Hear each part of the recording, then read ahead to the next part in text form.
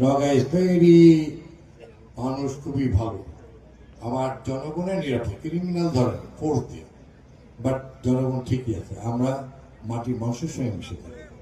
পুকুরে যেমন অনেক মাছ হয়, একটা মাছ তুলে নিলে যেমন 10 মিনিট রাখলে মাছটা নিস্তেজ হয়ে যায়। আমরা যারা শহীদ জিয়ার সৈনিক, ম্যাডামের সৈনিক, আমাদের প্রধানমন্ত্রী তারেক রহমানের সৈনিক, সেই মাছের মতো আমাদেরকে জনগণের মধ্যে থাকতে হবে।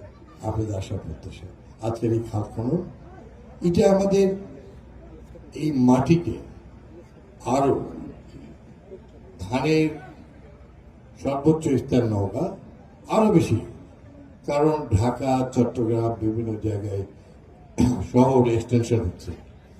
অটোমেটিক খাদ্য চাহিদা আমাদের যে প্রয়োজন সেটা আমাদেরকে পূরণ করতে হবে। সেই জন্য এই বেলতলা, আজকে বেলতলার যে খাল আছে আমরা জুম করলাম, আপনারা সবাই খেয়াল রাখেন। আমি এই ধরনের irrigation department and other side here all of sir please don't like this type of program. You go the খাল নদী এবং পাশে জনগণ থাকবে, আমরা হেঁটে যাই। আমার নেতা শহীদ জিয়াউর রহমান যেভাবে গেছে, আমার নেতা তারেক রহমান সাহেব যেভাবে যাচ্ছে, আমরা সেভাবে যাবো। কোনো রকম আড়ম্বর অনুষ্ঠান আর করবেন না।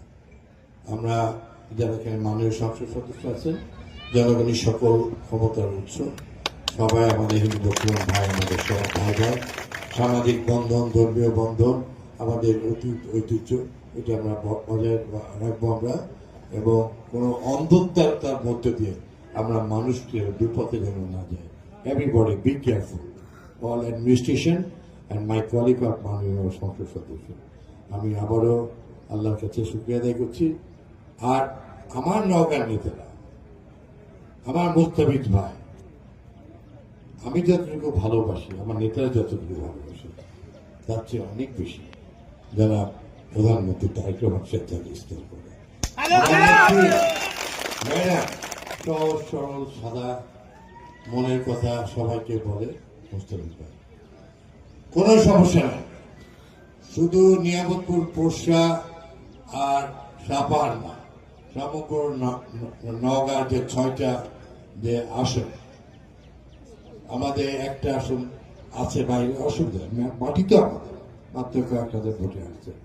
সব জায়গায় বেগম জিয়ার সময় যে রাস্তাগুলি পাকা হয়ে গেছিল, দীর্ঘ ফ্যাসিস্ট সরকারের সময় যেগুলো অযত্ন, অবহেলা এবং হচ্ছে আমাদের প্রতি যে বিমাতশীল আচরণ করছেন মানে প্রধানমন্ত্রী, ইতিমধ্যে সমগ্র নওগাঁর প্রায় সিংহভাগ রাস্তা মাননীয়